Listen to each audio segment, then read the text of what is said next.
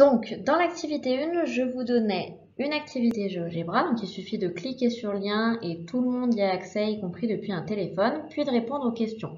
Donc les questions, elles sont aussi rappelées dans l'activité directement pour que ça soit plus facile pour vous pour répondre aux questions. Donc on va passer directement à la correction. Ceux qui n'auraient pas eu le temps de réfléchir à cette activité, évidemment, on fait pause et on prend le temps de réfléchir à l'activité. Passons donc à la correction de cette activité. Donc pour cela, j'ai utilisé des petites vidéos où je me filme en train de manipuler l'activité. Je fais la correction par question, donc question 1 et question 2. Je vous laisse regarder la correction. Donc au niveau des manipulations, donc il y avait 5 questions. La première question, je vous demandais de mettre l'angle B à 30 degrés. Donc ça, c'est si B n'est pas à 30 degrés, je vous demande donc de bouger ce capteur jusqu'à le mettre à 30 degrés. Normalement, quand vous commencez l'activité, directement, il est sur 30 degrés. Ensuite, dans la question 2, je vous demande de déplacer le point A et de regarder ce qu'il se passe. Donc, je bouge le point A et on va pouvoir constater deux choses. Déjà, comme notre triangle, c'est un triangle qui va rester un triangle rectangle, forcément, toutes les longueurs vont être modifiées. C'est ce qu'on peut voir ici dans longueur.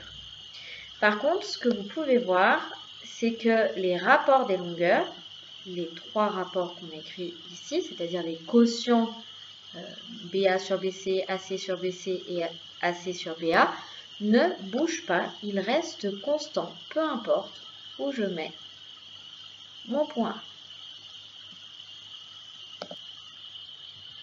Donc, pour la correction, nous constatons que les rapports c'est des quotients de longueur, ne changent pas. Si vous utilisez rapport ou si vous utilisez quotient, peu importe, on va dire qu'on s'en fiche un petit peu. L'important, c'est que vous sachiez de quoi on parle quand je vous parle de rapport. D'accord? Ça va être ces rapports de longueur. La suite, la question 3. À la question 3, je vous demande de déplacer le curseur afin de modifier la mesure de l'angle ABC. Donc, il manque le petit chapeau là sur ABC. Que constatons-nous? Donc, je modifie l'angle. Et ici, même chose, on va pouvoir voir plusieurs choses. Donc déjà, on va voir que la majorité des longueurs sont modifiées, mis à part la longueur BA.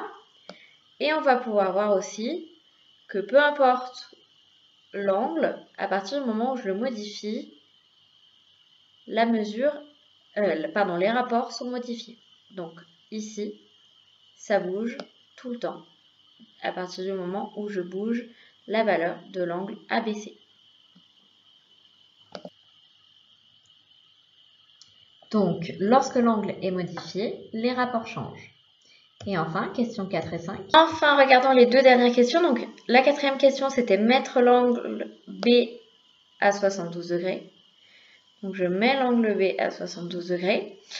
Puis, déplacer le point A. Que constatons-nous? À nouveau, je fais bouger le point A. Je vois donc que mon triangle ABC est modifié. Ses longueurs varient. Toutes les longueurs varient. Et pourtant, les rapports de longueur ne varient pas. Ce qu'on va donc pouvoir en conclure par rapport à cette activité-là, c'est que dans un triangle rectangle, pour une valeur d'un angle, on va pouvoir associer une valeur d'un rapport. Donc on va pouvoir associer la valeur du rapport BA sur BC, la valeur du rapport AC sur BC et la valeur du rapport AC sur BA. Vous voyez que si je modifie à nouveau, donc je prends 50 degrés par exemple, j'ai à nouveau tout le temps des rapports qui sont constants. Ces rapports-là, on va leur donner des noms, c'est ce qu'on va faire dans ce nouveau chapitre. On va les appeler sinus, cosinus et tangente. On va voir exactement dans la suite de la leçon comment on peut les définir. Je vous laisse enfin marquer la correction de cette question 5. Donc nous constatons à nouveau que les rapports restent constants.